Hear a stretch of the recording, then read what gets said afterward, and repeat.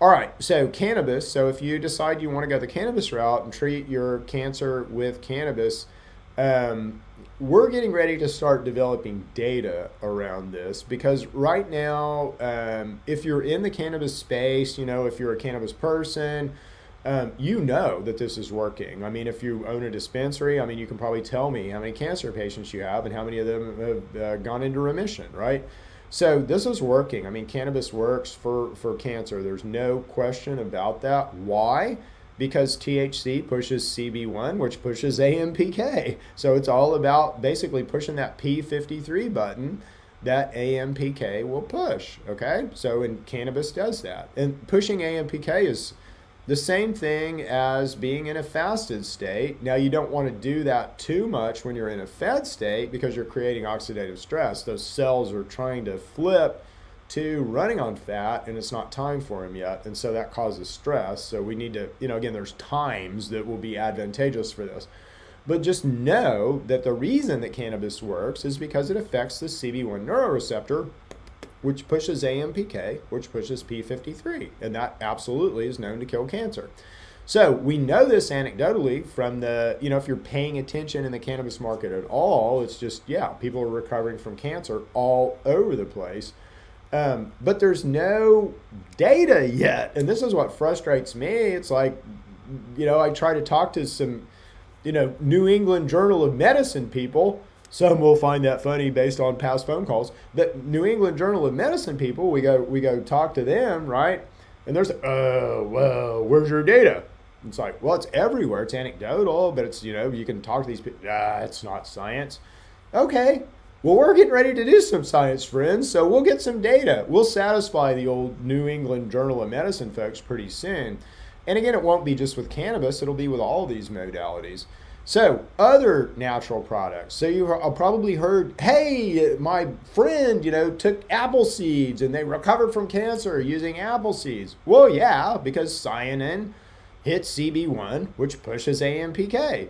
What else does this? Well, resveratrol does this. So this is red wine. So if you want to know, why red wine might work or help with cancer. Now, all you cancer patients, don't go out there and say, what? Chip said I could drink red wine? No. It's got sugar in it. Don't do that. But you can get the resveratrol, and again, you can take this as a supplement. This also pushes AMPK. It also helps with another genetic structure called sertins, which are, what kind of help us clean up DNA damage, which is, helpful with cancer. So resveratrol, super duper duper duper duper good thing to take. And again, do others do this? Well, yeah. Turmeric does this. Curcumin and turmeric push AMPK, and this is why you get some. My cancer really got better when I took turmeric. Okay, all these together again are blowing with the wind. That's what I'm talking about. Let's throw the kitchen sink at her, Billy. So that's what we're going to begin to start doing here in a kind of consultative way, and then also a supplement way at Neighborhood Nutrition. So we're going to turn up something called Treat the Cause pretty soon. We're going to go at this directly, and we're going to be loud and proud about it. We're going to be careful what we say because we are not medical and we can get in trouble, but we're going to go at it pretty hard. And, we obviously want to do this right and do this in a respectful way to those guys who would get us, be respectful of doctors. They've spent a long time being trained for their medical profession and not use words that they use. But again, we're going to be doing some cool stuff.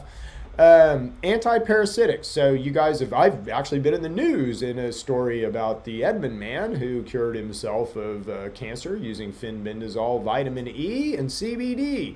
I was part of a news story in that where I was asked if it was the CBD, and I said, no, it wasn't. CBD alone won't kill cancer. It will help with some of the symptoms, but it's not going to push AMPK, let's say. It might help with things around AMPK. What does push AMPK? Fenbendazole, which is what the guy was taking. So he was taking a dog dewormer. The bendazoles are what they call antiparasitics, antihelmintics. They're dewormers. They're antiparasitics. And guess what? Because cancer is alive, it is a parasite. They work. They help with it. So ivermectin, we'll remember that from COVID days, which is another parasite that's alive. And again, ivermectin helps with that. So, but fenbendazole and menbendazole. So all of these guys will push that AMPK button and also help with cancer. Okay. All right. So that's about it.